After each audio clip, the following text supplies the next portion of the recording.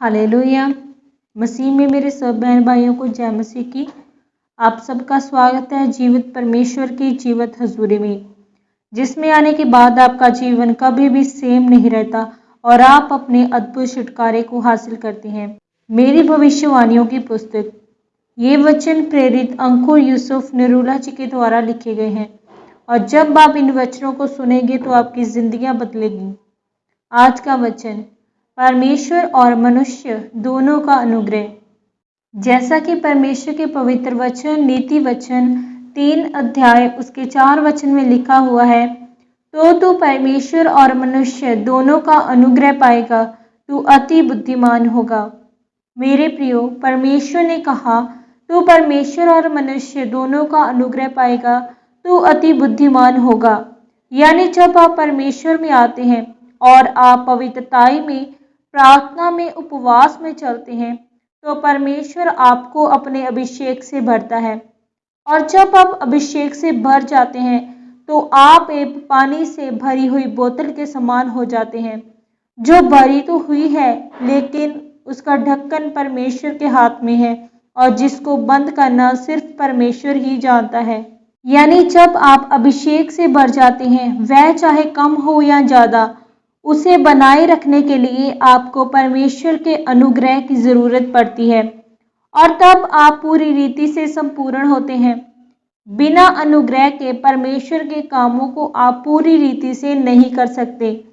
पौलुस ने कहा, मैंने सबसे अधिक मेहनत की, सबसे अधिक कलीसियाएं स्थापित की, लेकिन सब कुछ परमेश्वर के अनुग्रह के द्वारा किया। अगर आप 5-6 घंटे प्रार्थना करके परमेश्वर से कुछ नहीं मांगते और परमेश्वर से सिर्फ अनुग्रह मांगते हैं और जब वह अनुग्रह का ढक्कन आपके ऊपर लग जाता है तो आप परमेश्वर के कामों को करने के लिए तैयार हो जाते हैं। आज लोग कहते हैं कि मेहनत सफलता की कुंजी है, लेकिन ये एक अधूरा सच है। आज आप जिन अच्छे अभिनेता को टीवी पर देखते हैं, आपको लगता है कि ये बहुत अच्छी एक्टिंग करता है, लेकिन उनसे अच्छे एक्टर भारत में मौजूद हैं।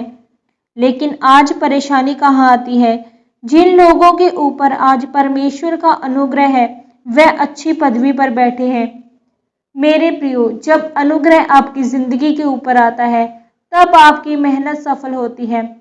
जब आप एस्तर के बारे में पढ़ते हैं, तो जब एस्तर ने रानी बनने के लिए चुना जाना था, तो जब एस्तर महल में बाकी लड़कियों के साथ बुलाए गए, तो जब उन्हें इनाम मिलने जा रहे थे, एस्तर ने कोई लालच नहीं किया था और जो कुछ एस्तर के लिए ठहराया गया था, उसने वही लिया। इस बात को देखकर सभी लोग प्रसन्न हुए और उसे रानी बनाया गया और उसे उस राजभवन में सबसे अच्छा रहने का स्थान दिया गया। तब एस्तर के ऊपर मनुष्य का अनुग्रह हुआ, क्योंकि उसके ऊपर परमेश्वर का अनुग्रह था।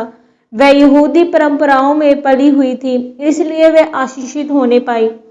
मेरे प्रियो, अगर आज आप परमेश्वर के वचनों के ऊपर चलते हैं और उसकी आज्ञाओं को मानते हैं, जैसे एस्तर के ऊपर परमेश्वर और मनुष्य दोनों का अनुग्रह था, वैसे आप भी परमेश्वर और मनुष्य दोनों का अनुग्रह पाएंगे। आमीन। प्रार्थना। आइए हम मिलकर परमेश्वर के हजूर इस सामर्थी प्रार्थना को करें। सर्वशक्तिमान परमेश्वर, इस वचन के लिए मैं आपका धन्यवाद करती हूँ। परमेश्वर, मैं ये प्रार्थना करती हूँ कि जैसे एस्तर ने आपका और लोगों का अनुग्रह पाया, मैं भी आपका और लोगों का अनुग्रह पा सकूं। प्रभु यीशु मसीह के सामर्थी नाम में, आमीन। आज के इस पवित्र वचन के पढ़े और सुने जाने के द्वारा परमेश्वर आप सबको आशीषित करे। सबको जय मसीह की।